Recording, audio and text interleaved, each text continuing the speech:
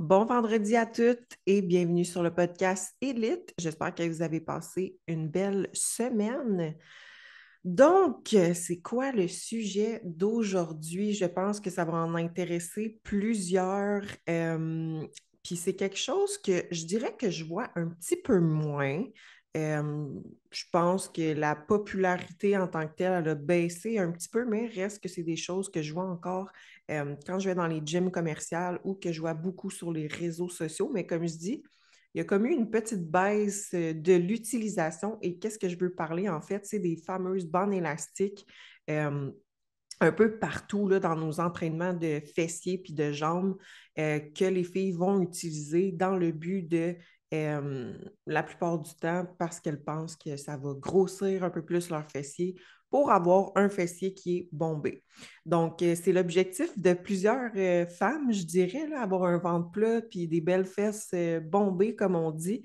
Euh, fait que dans le fond, aujourd'hui, c'est ça, c'est que je vais vous parler des fameuses bandes élastiques, là, pourquoi ça sert à rien quand vous mettez des bandes élastiques dans vos mouvements, puis pourquoi ça ne va pas grossir votre fessier, ça ne va pas vous donner un look bombé non plus, puis pourquoi on les utilise en fait, à quoi qu'elles servent réellement quand, exemple, moi, j'en programme à mes clientes.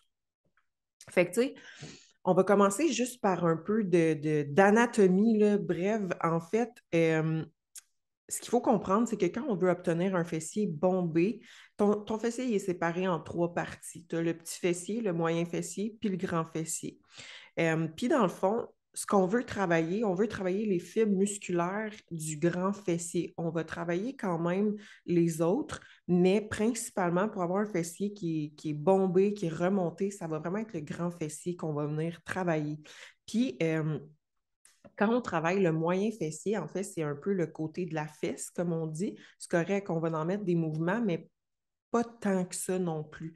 C'est pas ça qui va nous faire avoir un fessier bombé. Donc, de faire tout le temps des mouvements d'abduction, exemple avec des élastiques ou la machine à abduction ou ajouter des bends justement partout sur les cuisses qui va créer un effet d'abduction, c'est pas ça qui va faire en sorte que vous allez avoir un fessier qui est plus bombé, là. Fait que, parce que dans le fond, les fonctions principales du moyen fessier, c'est de stabiliser le bassin, faire une rotation externe puis une abduction dans le fond. Mais quand on veut avoir un fessier bombé, on va venir travailler les fibres du grand fessier.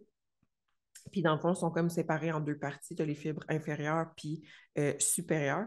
Puis dans le fond, les fonctions principales vont être l'extension de la hanche, l'abduction légèrement, rotation du fémur, extension de la hanche. Fait que ça va être tous des choix d'exercices qui vont regrouper ces fonctions-là, dans le fond. Donc, il faut comprendre que vos choix d'exercice ils ont une importance selon la partie de votre fessier que vous voulez travailler. Tu sais, s'il y a une fille qu'on voit que ben, son moyen fessier, il n'y en a pas pantoute, ben, on va en mettre un peu plus des mouvements qui vont travailler ça. Puis pour une fille qui veut des fessiers bombés, ben là, on va vraiment travailler avec des exercices qui vont appliquer toutes les fonctions du grand fessier. Voilà, petit résumé. Désolée pour celles qui écoutent en audio. Faut se l'imaginer, mais si vous allez sur Google puis vous cherchez anatomie du fessier, vous allez trouver comme un petit bonhomme, comme on voyait en sciences, là. Ou sinon, c'est vrai, vous pouvez télécharger mon e-book, que j'en parle beaucoup plus en détail. Donc, pour celles qui sont visuelles, qui aiment lire, n'hésitez pas. Fait que vous pouvez télécharger mon e-book sur Instagram dans mon Linktree, il est là, puis c'est gratuit. Donc, voilà. Fait que les fameuses bandes élastiques, ça peut être intéressant, mais seulement pour une fille qui a de la difficulté à, exemple, garder ses genoux vers l'extérieur quand elle fait un squat ou garder ses genoux vers l'extérieur quand elle fait un hip thrust ou même pour un RDL, donc un Romanian deadlift. Fait que c'est vraiment pour ça qu'on va utiliser la bande élastique. C'est pas parce que ça va permettre de ajouter du poids de plus dans son mouvement, pas du tout. C'est vraiment juste comme pour lui apprendre à garder ses genoux vers l'extérieur. Puis on ne veut pas toujours garder la bande élastique parce que tu es censé à un moment donné être capable de toujours garder tes genoux vers l'extérieur. Fait qu'il ne faut pas que ça devienne tout le temps comme une béquille, le fait d'utiliser des bandes élastiques. J'en utilisais, moi, j'en ai utilisé pendant quelques mois, peut-être 6 mois. Puis à un moment donné, j'ai fini par comprendre de toujours garder les genoux qui poussent vers l'extérieur. Ça finit que ton cerveau finit par s'habituer. Fait qu'il ne faut pas toujours garder cette bande élastique. Puis, c'est sûr que pour les personnes qui s'entraînent à la maison, qui n'ont pas beaucoup de matériel, bien là, oui, c'est sûr qu'on va utiliser plus de bandes élastiques dans un kickback, etc. Mais c'est vraiment parce qu'on est restreint dans le choix de matériel. Fait qu'on va utiliser les bandes élastiques qui vont la plupart du temps venir faire le même effet que quand on fait des mouvements à la poulie, dans le fond. Donc, c'est pour ça qu'on va les utiliser. Fait que c'est vraiment pour ça. Puis la bande élastique, on la voit souvent sur les cuisses proches du genou, mais en fait, c'est que ça peut être super intéressant aussi au niveau des pieds. Fait qu'on peut le mettre au niveau des chevilles ou vraiment que tu embarques dessus comme un peu avec tes pieds, puis tu penses à pousser tes genoux vers l'extérieur. Donc, ça peut fonctionner. Sinon, je vois des filles faire beaucoup voyons, d'échauffement activé son fessier avec une bande élastique. C'est une bonne chose de mettre de l'isolation en début de workout, mais c'est pas. Tu sais, dans le fond, tu n'es pas obligé de prendre une bande élastique. Là. Souvent, c'est que on va voir les filles faire de l'activation avec une bande élastique au niveau des cuisses, puis faire du Benz side walk, qu'on appelle en anglais. Fait que ils vont marcher de côté un peu avec la bande élastique en position chaise. C'est correct, mais enfin, encore une fois, tu viens activer ton moyen fessier parce que du Benz side walk, ça fait de l'abduction. Donc, c'est ton moyen fessier qui travaille à ce moment-là. Puis, on se rappelle, si tu veux un fessier bombé, il faut que ce soit les fibres de ton grand fessier qui travaillent. Donc, ça ne serait pas ce choix d'exercice-là qu'on prendrait pour activer. Fait qu'un bon mouvement d'activation pour une fille qui ne sent pas bien ses glutes, ça va vraiment être quelque chose qui nous permet de travailler en partie contractée pour avoir un bon mind-muscle connection par la suite, préparer le muscle à recevoir une tension. Fait que, ça peut être un 45 degrés back extension, ça peut être un hip thrust, ça peut être un kickback. Fait qu'on va venir mettre de l'isométrie d'environ 1 à même 4 secondes en partie contractée. Fait que vraiment, on focus à contracter le muscle qu'on va venir travailler durant le workout. Donc, comme je dis, ça dépend c'est quoi l'objectif de ton workout de jambes à ce moment-là, dans cette journée-là. Mais la plupart du temps, ton activation, ça ne va pas être des mouvements d'abduction qui ne vont pas préparer les muscles de ton grand fessier à recevoir la tension durant ton entraînement, dans le fond. Donc, c'est ça. Puis, il faut faire attention aussi. On voit sur les réseaux sociaux des influenceuses ou des gens connus dans le fitness. Puis, c'est bien correct, là. Mais c'est juste que au niveau de vos choix d'exercice d'Instagram, probablement que moi, il y en a d'entre vous qui regardent mes publications, puis des fois, je mets des workouts ou des stories, puis vous devez vous dire, voyons, coudon, elle fait toujours la même chose, c'est toujours les mêmes mouvements dans ces workouts de glutes puis de jambes, mais c'est que, puis ça, c'est ma façon de voir les choses, là, mais c'est que pourquoi je remplacerais un excellent mouvement par quelque chose qui est moins optimal, puis qu'il fonctionne bien pour moi. Fait que vous n'êtes pas toujours obligé de changer d'exercice, là. Fait que c'est juste qu'on va venir changer le stimuli d'entraînement. On va venir changer, tu sais, on fait-tu euh, des techniques, dans le fond, c'est superset, on fait-tu des 1 et 1 quart, on fait-tu des clusters. Fait que, tu sais, il y a tellement de choses qu'on peut venir changer sans nécessairement changer les bons exercices qui vont travailler les bonnes places puis que vous allez bien ressentir. Fait que, tu sais, ce que vous voyez sur les réseaux sociaux, il ne faut pas oublier qu'il y a du contexte derrière ça.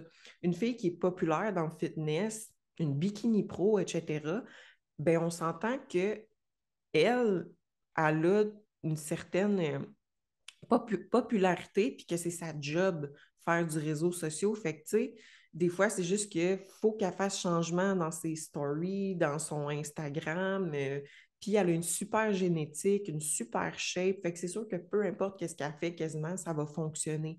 Mais pour une personne qui est, entre guillemets, normale, non. Ou ça va être beaucoup plus long développer le fessier en faisant des choses qui sont moins optimales. Fait que, il faut faire attention à ce que vous voyez sur les réseaux sociaux. Il y a du contexte.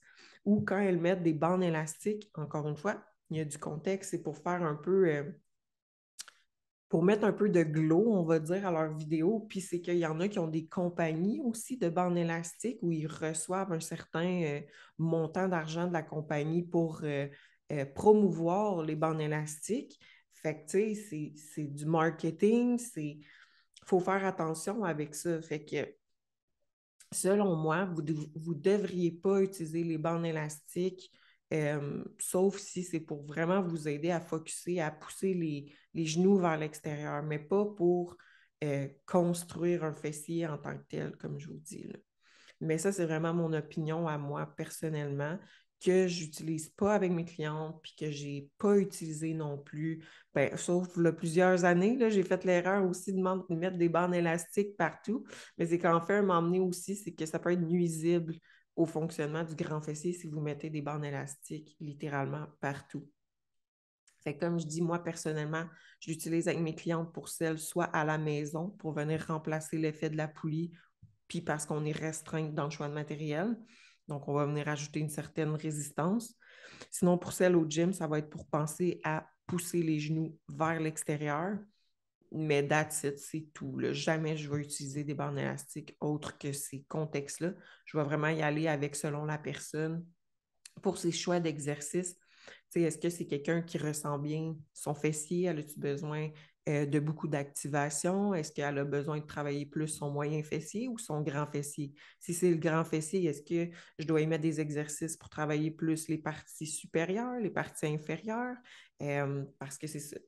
Donc, ça va vraiment être propre à chacune au niveau du choix d'exercice. Fait que c'est ça. Puis, tu sais, pour ce qui est du fessier, tu sais, au niveau de la programmation, c'est vraiment d'y aller graduel parce qu'on peut entraîner les fessiers 4, 5, 3, 4, 5 fois par semaine pour une fille, mais ça dépend vraiment de sa récupération, là. Tu sais, une fille qui ne récupère pas, on ne va pas y mettre 5 fois semaine des fessiers.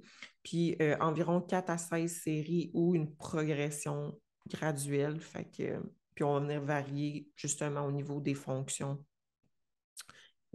pour ça. Puis au niveau des méthodes aussi, fait comme je disais, on peut faire des supersets de profil de résistance, des tempo drop sets, des clusters, des ISO plus rep. Fait qu'il y a beaucoup de choses qu'on peut faire durant l'année. Fait que j'espère que ça vous a éclairé un petit peu, mais si vous voulez plus de détails, puis que vous êtes visuel, puis que vous voulez lire, vraiment bien comprendre, vous pouvez télécharger mon e-book. Il est gratuit. Vous avez même des images, donc vous allez bien voir. Euh, Fait qu'il y a soit mon Linktree, fait que c'est un lien sur ma page Instagram. Vous allez voir, il y a un lien pour aller télécharger. Sinon, vous pouvez m'écrire par courriel au elitetraining@commercial@hotmail.com. Je vais vous l'envoyer, ça va me faire plaisir. Mais c'est ça. J'espère que vous avez appris quelque chose et on se parle la semaine prochaine pour notre prochaine capsule.